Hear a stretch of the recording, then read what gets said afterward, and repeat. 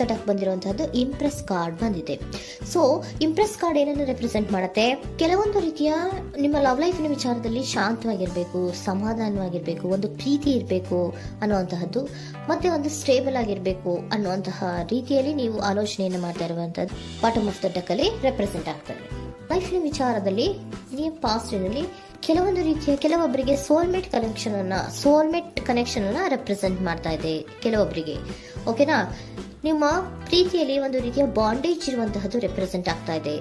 ಹಾರ್ಮೋನಿಗಳು ಇರುವಂತಹದ್ದು ರೆಪ್ರೆಸೆಂಟ್ ಆಗ್ತದೆ ಕೆಲವೊಬ್ಬರಿಗೆ. ಓಕೆನಾ?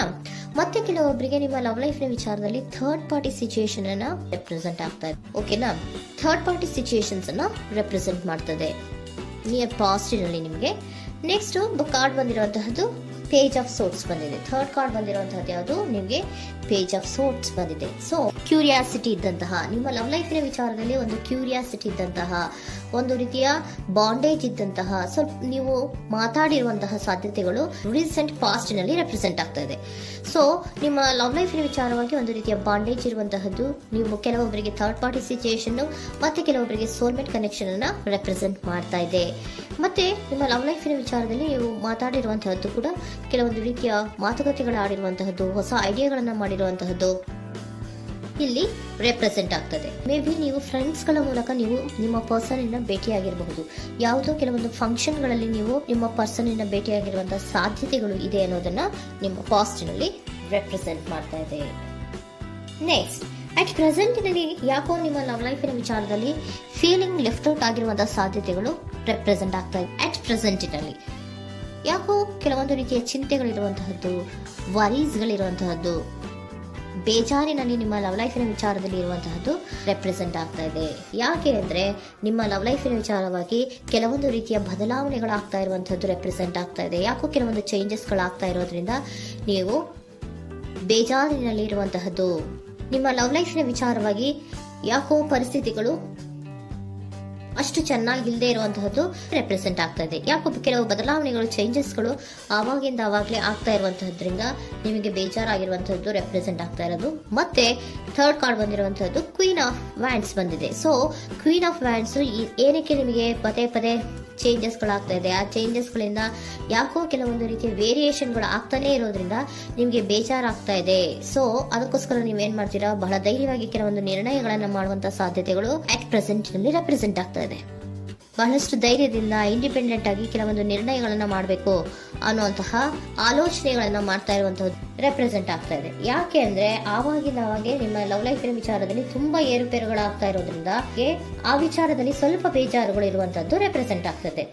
ಇನ್ ಇಮಿಡಿಯೇಟ್ ಫ್ಯೂಚರಿನಲ್ಲಿ ಯಾಕೋ ನೀವು ಕೆಲವೊಂದು ವಿಚಾರಗಳಲ್ಲಿ ನೋಡಿ ಆತಂಕ ಪಡ್ತಾ ಇರುವಂತಹ, ಎಗೇನ್ ಬೇಜಾರನ್ನ ಪಡ್ತಾ ಇರುವಂತಹದ್ದು, ನಿದ್ರಾಹೀನತೆಯನ್ನ ಮಾಡ್ಕೋತಾ ಇರುವಂತಹದ್ದು, ಸ್ಟ್ರೆಸ್ಸಿನಲ್ಲಿ ಇರುವಂತಹದ್ದು ರೆಪ್ರೆಸೆಂಟ್ ಆಗ್ತಾ ಇದೆ.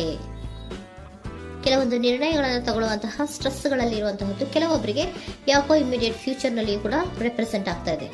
ಆದ್ರೆ ಫ್ಯೂಚರ್ ನಲ್ಲಿ ನೀವು ಏನ್ ಮಾಡ್ಬೇಕಾಗಿತ್ತು?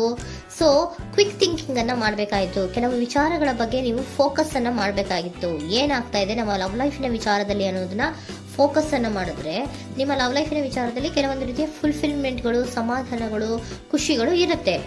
ಯಾವಾಗ ನೀವು ಫೋಕಸ್ ಅನ್ನ ಮಾಡೋದಿಲ್ವೋ ಆಗ ನಿಮ್ಗೆ ಮತ್ತಷ್ಟು ಆತಂಕಗಳು, ಬೇಜಾರುಗಳು ಆಗುವಂತ ಸಾಧ್ಯತೆಗಳು ಇದೆ.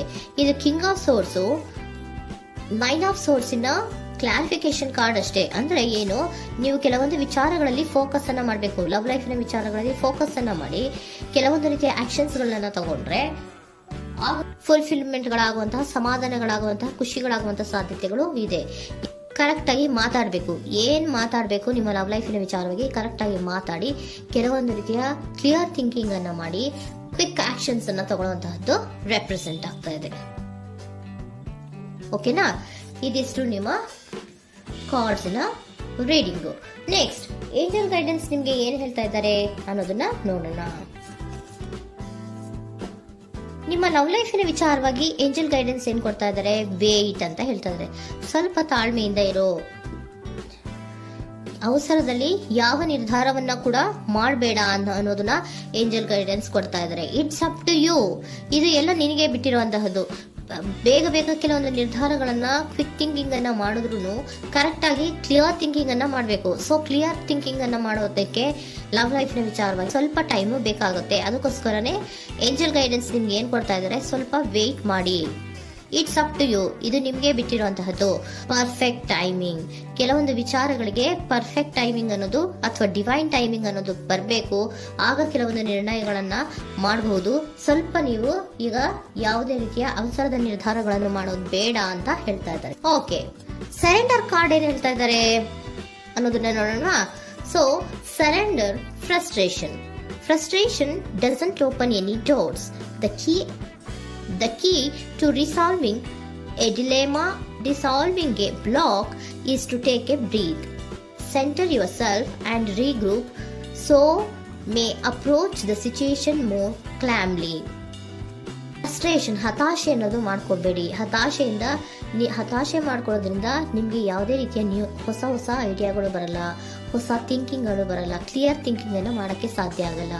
ಸೊ ಅದಕ್ಕೆ ನೀವೇನ್ ಮಾಡ್ಬೇಕು, ಫ್ರಸ್ಟ್ರೇಷನ್ ಅನ್ನ ಬಿಟ್ಬಿಟ್ರೆ ನೀವು ಸಮಾಧಾನವಾಗಿ ಯೋಚನೆ ಮಾಡಿ ಕೆಲವೊಂದು ನಿರ್ಧಾರಗಳನ್ನ ಮಾಡಿ ಅನ್ನೋದನ್ನ ಸರೆಂಡರ್ ಕಾರ್ಡ್ ಕೂಡ ನಿಮ್ಗೆ ಹೇಳ್ತಾ ಇದ್ದಾರೆ. ಸೊ ನಿಮ್ಮ ಲವ್ ಲೈಫಿನ ವಿಚಾರದಲ್ಲಿ ಈಗ ಸ್ವಲ್ಪ ನಿಮಗೆ ಬೇಜಾರುಗಳಿರುವಂತಹದ್ದು, ಕೆಲವೊಂದು ಬದಲಾವಣೆಗಳು, ವೇರಿಯೇಷನ್ಗಳು ಆಗ್ತಾ ಇರುವಂತಹದ್ದು ರೆಪ್ರೆಸೆಂಟ್ ಆಗ್ತಾ ಇದೆ.